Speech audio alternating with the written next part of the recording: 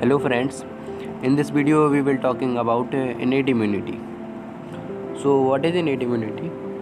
Innate immunity is the natural arrangement of a particular organism that is provided by nature mother to him or her when it takes birth in the vast world. It means it is found each and every organism since birth. You don't have to do anything for that. It is already present, or it is a non-specific type of defense that is present at the time of birth. So, innate immunity consists of various type of barriers which prevent entry of pathogen or any microorganism into our body. So, for example, the skin, because the main barrier is skin, because it is one of the most barrier which prevent entry of microorganism. So skin is most important barrier. Or the second is mucus, because it also help in trapping microbes entering our body. So mucus is also important. The second is physiological barrier, because it is the second line of defense or mechanism. So sometime you will have seen that when someone eat the contaminated food but he is not sick, it means our stomach consists a chemical called HCl. Our stomach consists a chemical called HCl, hydrochloric acid, which kill the microorganism. And our eyes also consist an enzyme called lysozyme.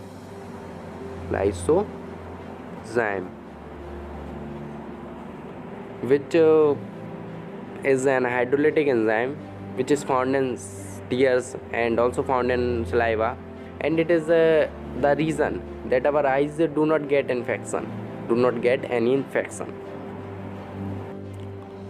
So the third defense of mechanism is cellular barriers, means WBC, white blood cells, which is also known as leukocytes. Their lifespan is 13 to 20 days.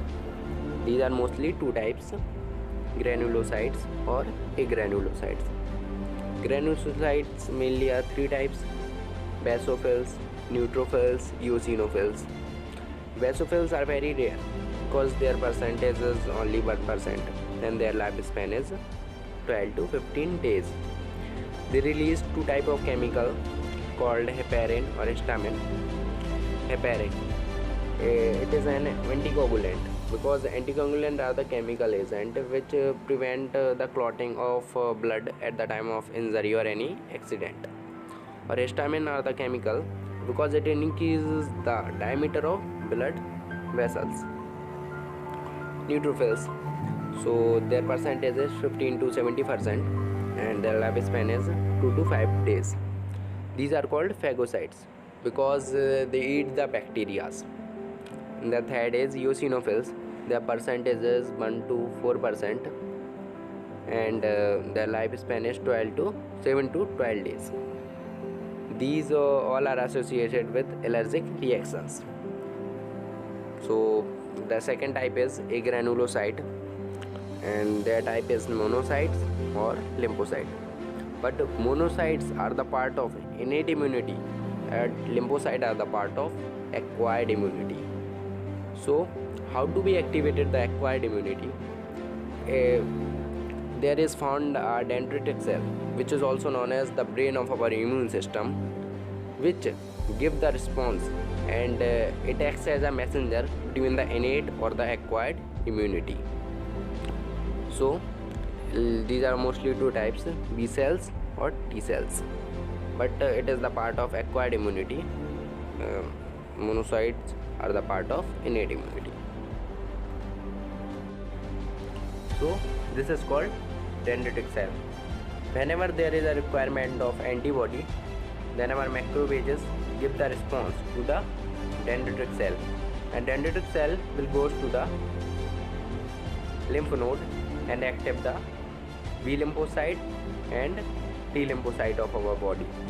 The B lymphocyte produces antibody, but B and T lymphocyte are the part of acquired immunity, and monocyte as macrophages, neutrophils, eosinophils, basophils are the part of innate immunity. So the fourth is cytokine barriers. Cytokines are the type of barriers. It means virus infected cells secrete some chemical called interferon, which protect the non-infected cells of our body. It means whenever our body cells get infected, then it releases some chemicals which protect non-infected cells from further infection. These are called interferons. So if you like this video, then please subscribe.